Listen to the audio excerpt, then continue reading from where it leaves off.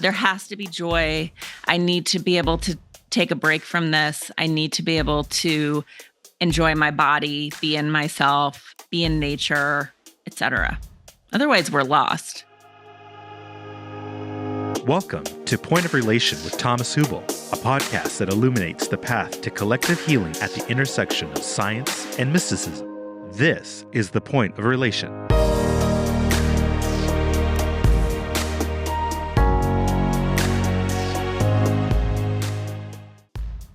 Our guest for today's episode is Elise Loehnen. Elise Loehnen is author of the New York Times bestseller, On Our Best Behavior, and the host of the podcast, Pulling the Thread. A warm welcome to Point of Relation. This is Thomas Hübl. This is my podcast, and I'm again happy to be with you, Elise Loehnen. A very warm welcome to the podcast. Thank you. And so we had already a series of conversations, which always ended up with more curiosity to have more conversation.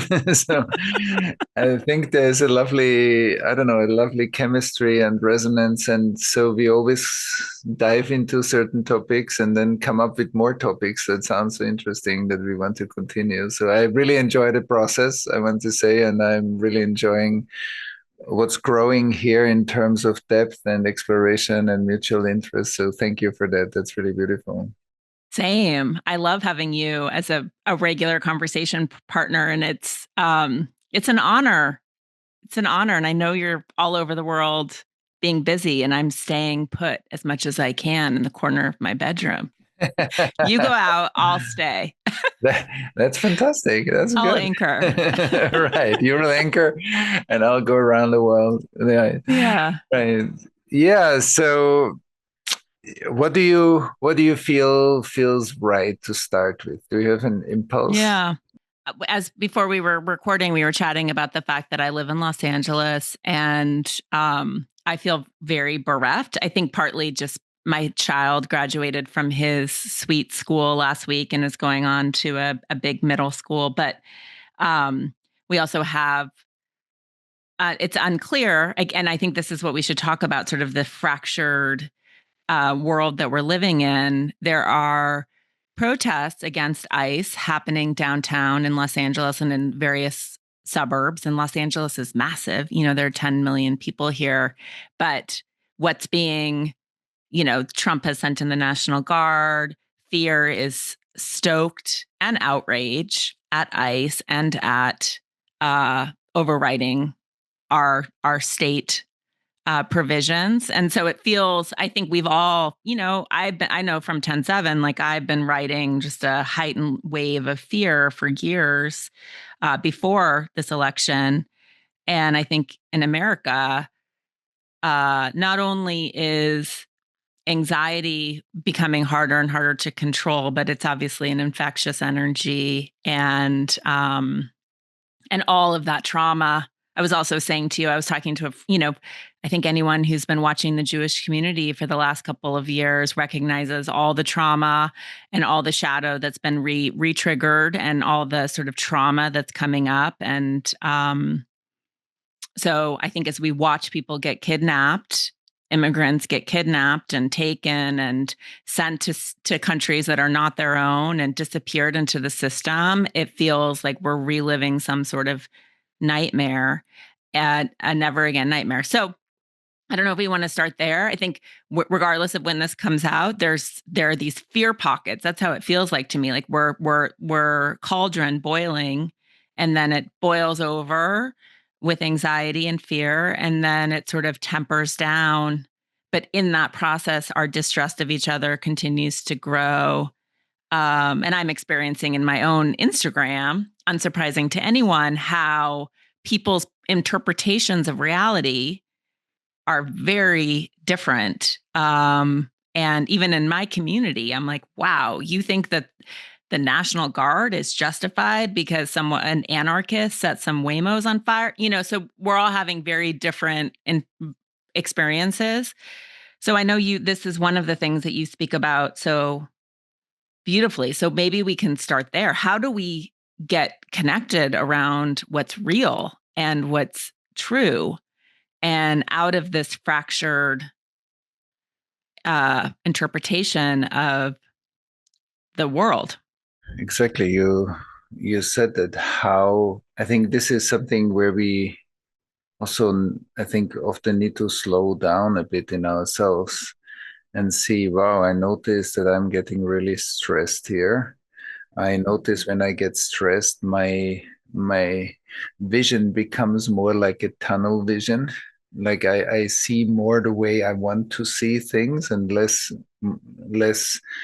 okay, I can stay in the inquiry and find out how things are. I know I have my sources of information and this is how it is. And I lose a bit like, where are you? So when we say what is true is always what is true for whom. And it seems like, of course, my truth is the most important one now. But that leads easily to the fact that we recreate like a sense of dehumanization. And in a way, we are, you're speaking about the US now, we're in different countries, but it's a similar process. We are dehumanizing each other, and and I think one trauma function is that we become 2D in each other. So you become a poster in me, and I become a poster in you, but without body and without feeling. We might be very triggered, but we can't feel each other anymore because we are separate. And I think that's a very dangerous state to be in, because in that state, even when you sometimes look at social media where people write to each other, if you feel a person, you would never say that.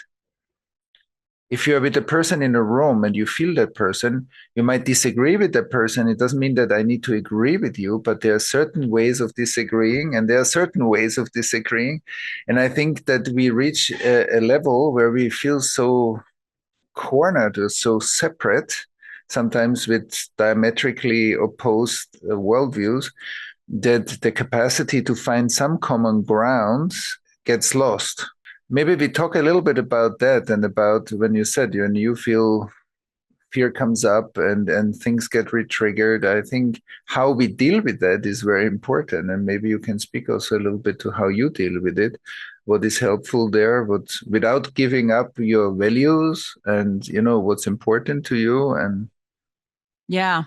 I mean, I've been experiencing this a lot in the last few years, is noticing and recognizing what happens in ourselves and in the collective when we make each other bad, and how quickly you can do that, right? When you come at someone sort of swiftly and in an aggressive way, and the defense goes up, and suddenly that person is polarized against you and immovable and unreachable.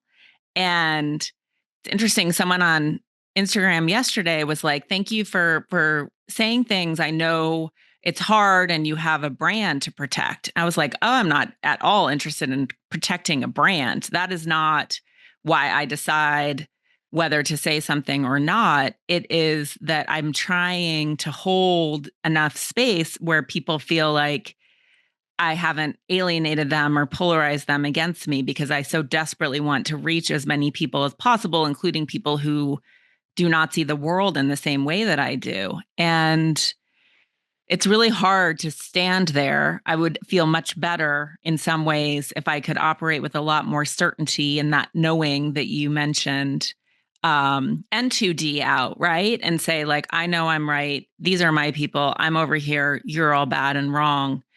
But the more we do that, the more lost we are.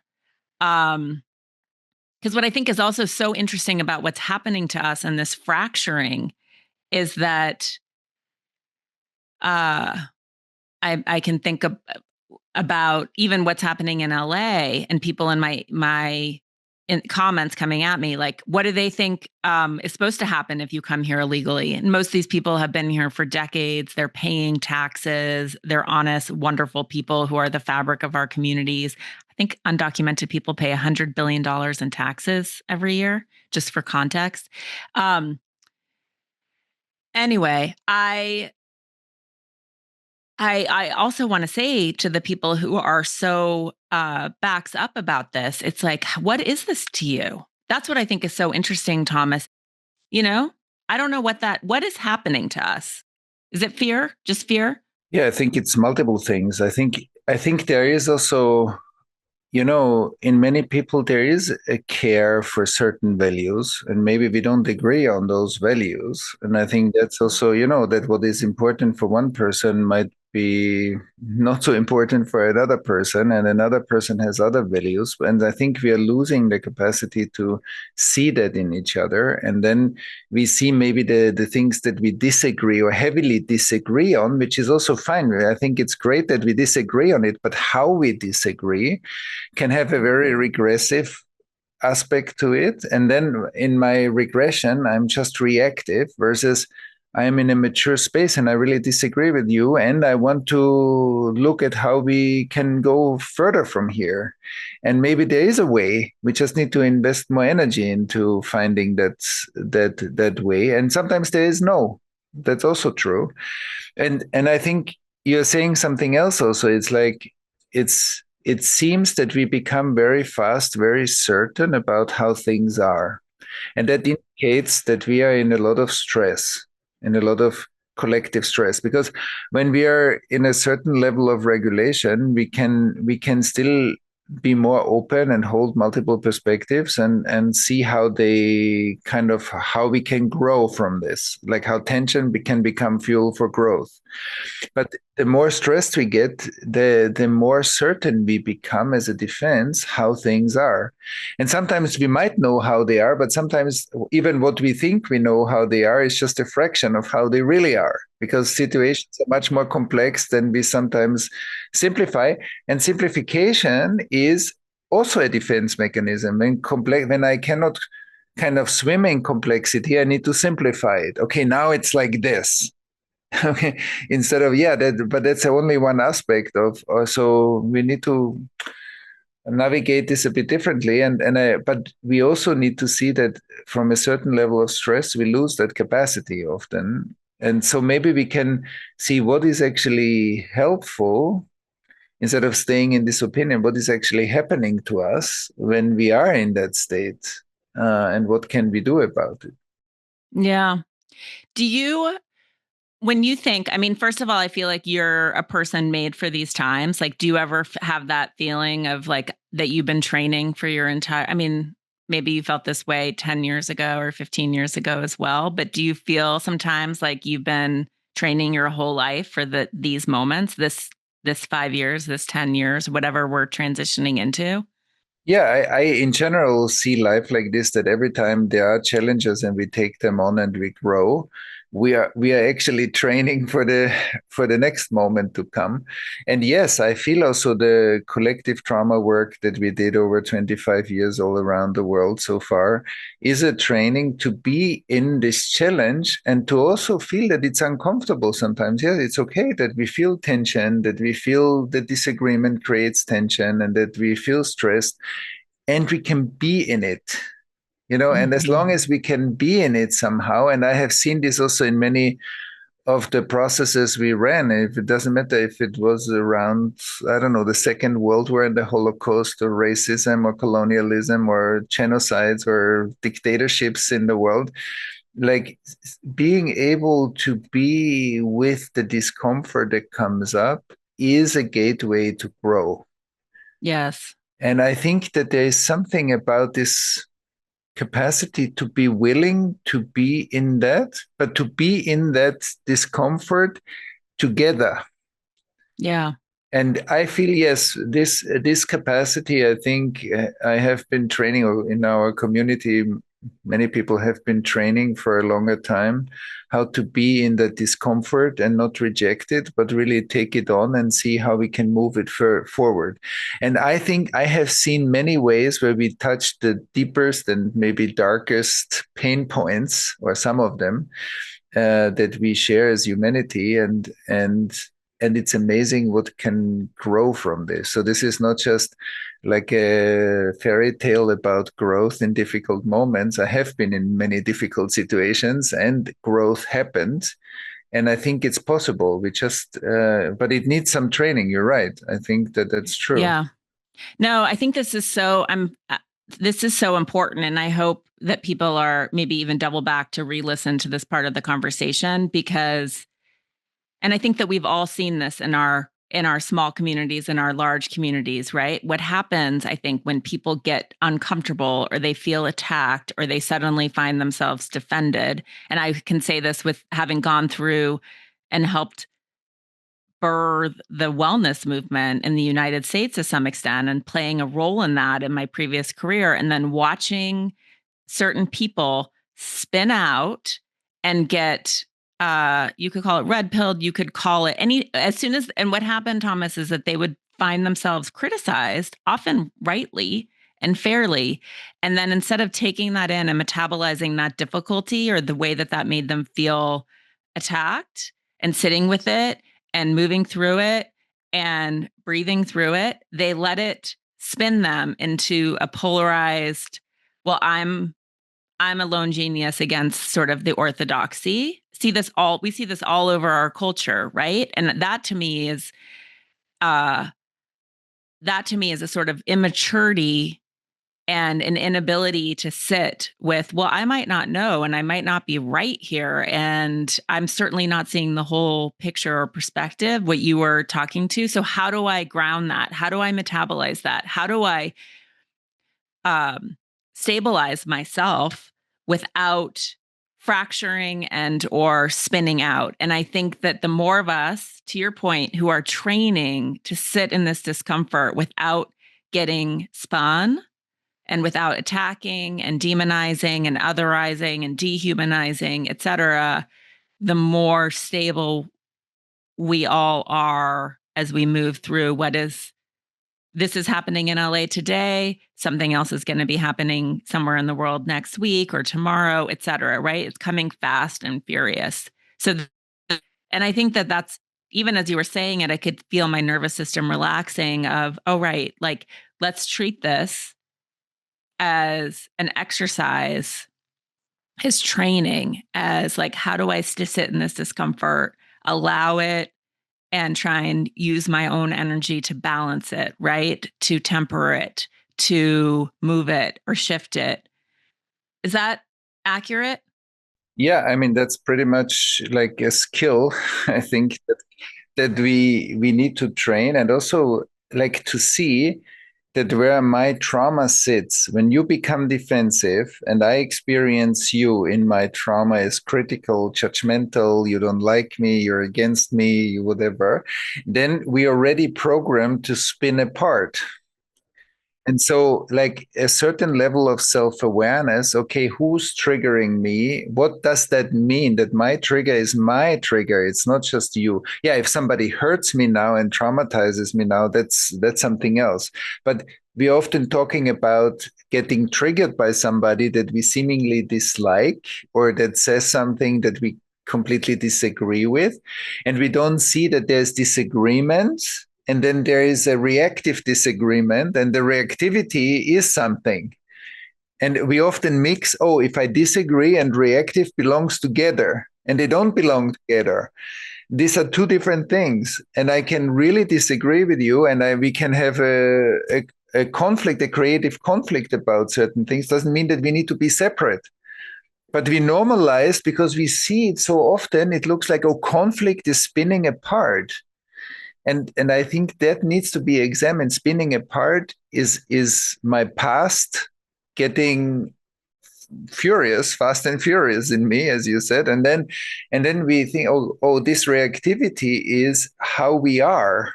And I would say, no, this reactivity is how we are when a hurt part of us comes online and needs to scream the pain that has never been heard. And I think, and then many political or social situations can spin literally out of control, where, because if many of us share those parts, so then, and there is something about this capacity that you spoke to, that is literally a citizen's responsibility, that we support each other to learn this. And that we as that we trust also in each other, that we have more capacity than that. But sometimes we don't even trust anymore that the human beings can figure this out because it looks like so crazy around the world that we say, okay, maybe we cannot even figure this stuff out. And I don't think that that's true. But there's something we need to learn, and there are spaces we need to create to develop this collective competence, how to hold the tension. And I've just been in a group where we looked at this political polarization and with different voters from different political spectrum, and it was very interesting. And of course, it was a group that already trained to hold space for each other. And that's amazing if we can hold that tension and not say, oh, we shouldn't, like we have it, so let's have it. And then to go deeper, it's amazing how much healing and how many insights come from this.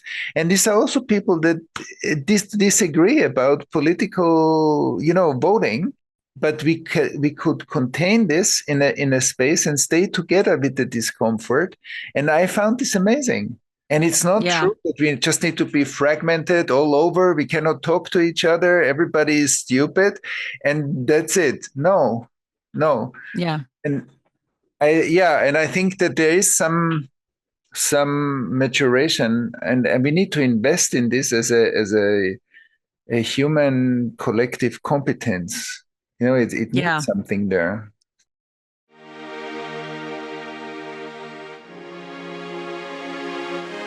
Hi, I'm Thomas Hübl. I'd like to invite you to a special 7-day journey this June, meeting fear with presence. In this practice challenge, we will explore how to meet fear not as a problem to fix or manage, but as a doorway to growth, resilience, and deeper connection.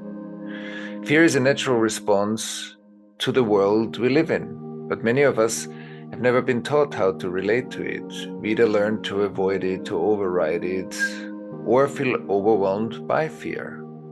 Together, we'll slow down, learn how to stay with fear gently and with support so that it can move, integrate, and become a source of grounded agency.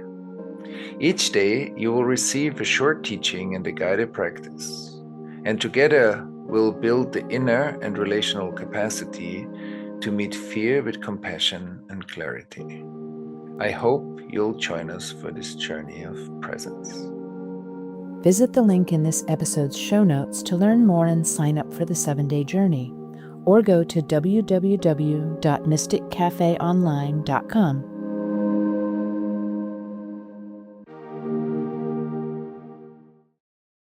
Well, I think that your way of describing sort of the 2D, 3D, and 4D is really important too, because so many of us are terrified to get out of the 2D, right? And the simplicity of saying, you bad, you stupid, you responsible for everything bad happening, versus when you get away, put down the phone and get out into the world and start engaging with people, it's very hard to hate them. And I talk about this a lot. And I just mentioned to you, I'm going home to Montana in 2 weeks to ride horses.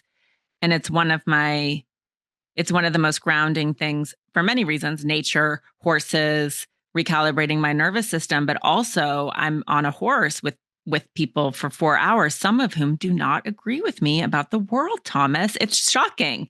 But to actually be in some sort of forced confinement with people and have really deep conversations, it's impossible to hate them.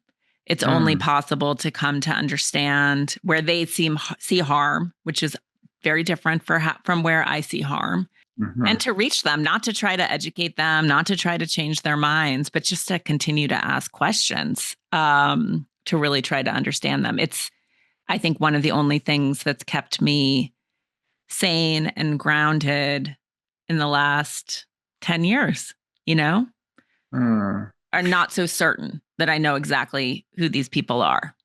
That's right. And I think here sometimes comes a critical voice into the room that says, oh, but this is wellness. When you sit on your horse and then you are in your you have the privilege to be 2 weeks on doing this. Of course it will be easy.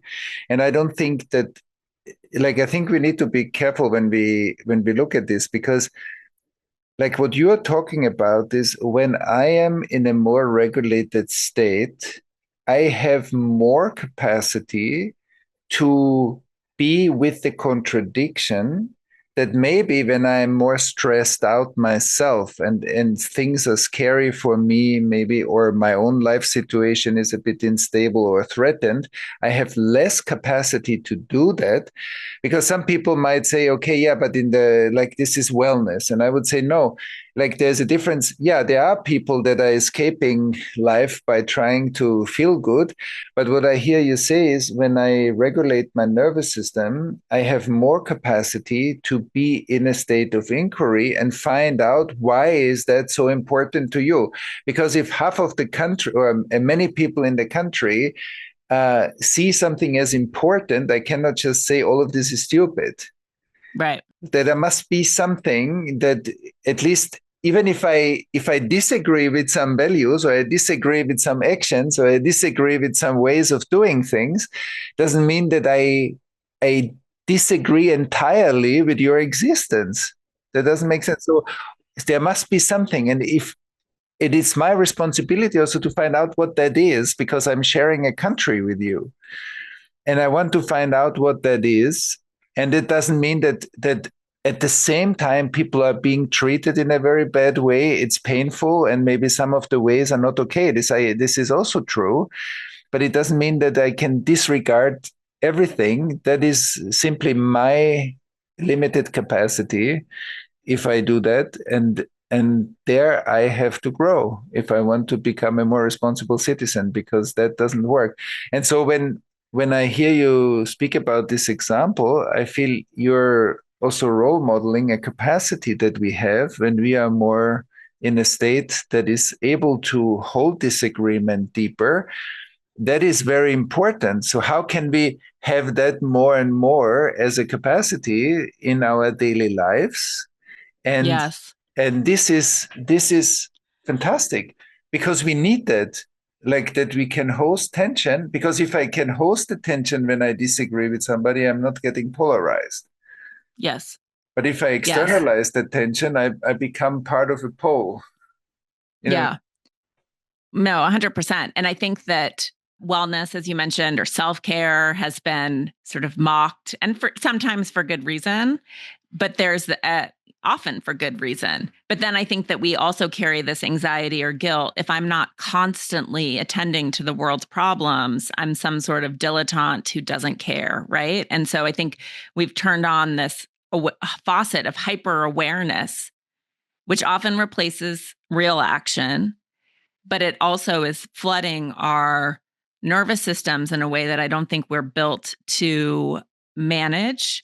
And so part of it is putting the phone down, going for a walk, listening to some music, going to a yoga class, taking a trip, getting some perspective, talking to, spending time with your kids, without judgment. I don't know how you feel, but I spend a lot of energy a lot of time taking care of myself. And I've learned that I have to, because otherwise, I don't want to say it's dangerous, but if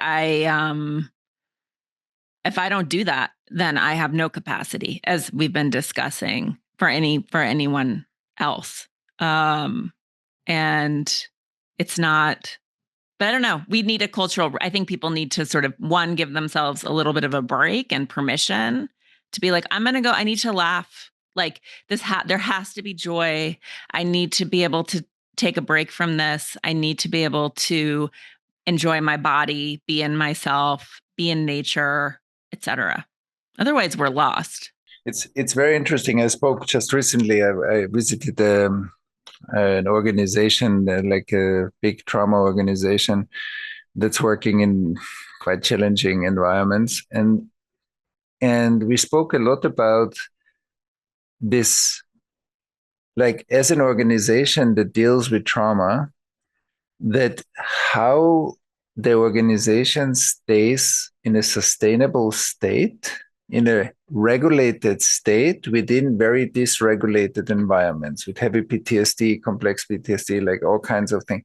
So, and cultural trauma. So when an organization, and it's not about the organization can be replaced by me, by every one of us. Like how, because this idea, oh, when the world is very volatile, I also need to be volatile, like in this volatility, Yes. to be loyal to this state, that's simply not true. The more mature version is, okay, I find a way to regulate myself. And maybe for some people it's taking a vacation, for some people it's doing mindfulness practices or taking a walk or whatever, listening to music or having moments during the day to regulate oneself. But finding a way how that regulation becomes a mature impulse within a very difficult circumstance, that is actually what we want to support, because all of us throwing ourselves into like disarray and into overwhelm, into shutdown, and so that's not helpful for anybody. And that's also a complete misunderstanding. That's a pattern. That's not like how we want us, like the state, to respond to the situation. And that state, that nervous system state, is an asset. And I think especially in a world that is increasing the speed of data and increasing the amounts of impulses and trauma impulses that get channeled through social media and all the fast technology that we have today, we are, if we don't take care of this, of course we will be very overwhelmed. We will be constantly in fight and flight modes and constantly triggered, at least on a latent level, that there's more and more stress. And I think that's something to really watch out for. And we see in the last, when you see the development of polarization in countries in the last 20 years, it's amazing how more and more polarized we become. And I think that is one reason is because we are not adapted yet to this massive speed and exposure to data. And when that hits our trauma, like a nervous system that's open can adapt to this. But when it hits our trauma, it creates inflammation, it creates friction and heat on the ice. And that's something we really need to learn how to be in this world, because it's the first time that we have this level of technology. Yes, and I think you said something really critical there, which is that we think that loyalty is having fidelity to the most extreme reaction, and that if we're not matching that vibration, then somehow we're not delivering. And actually, the most loyal thing to do is really to counterbalance it, right? And to anchor or not stoke, but hold, contain. Yeah, exactly. These are ongoing questions that we all have to hold and live into at the moment. And I think especially how we stay in relationship through difference, and how we grow more and more capacity to also hold difference and find some common ground, and also see that disagreement is a healthy aspect of relationship, even if it creates tension. But separation is already something else. That's where we see trauma in actions, and in action, trauma symptoms in action. And so I think, yeah, this leaves us with some ongoing, what I call walking questions that help us to evolve and develop as human beings. And as always, Elise, I think our conversations are again and again refreshing. We are touching on contemporary topics that seem to be important for both of us. And I hope that many people that are listening to this conversation get some inspiration and also some pointers towards what we can look at in ourselves to go through this time in a creative, constructive way, and also in a way where we learn from the discomfort that we experience. So, Elise, thank you very much. This was a wonderful continuation, and I'm sure we need to continue and have another meeting like this. So thank you. Thank you. Thanks for listening to Point of Relation with Thomas Hübl. Stay connected and get updates about new episodes by visiting our website, pointofrelationpodcast.com, and by subscribing to the Thomas Hübl YouTube channel. If you enjoyed this video, please like it and share about us with your community on social media. Thank you. We appreciate your support.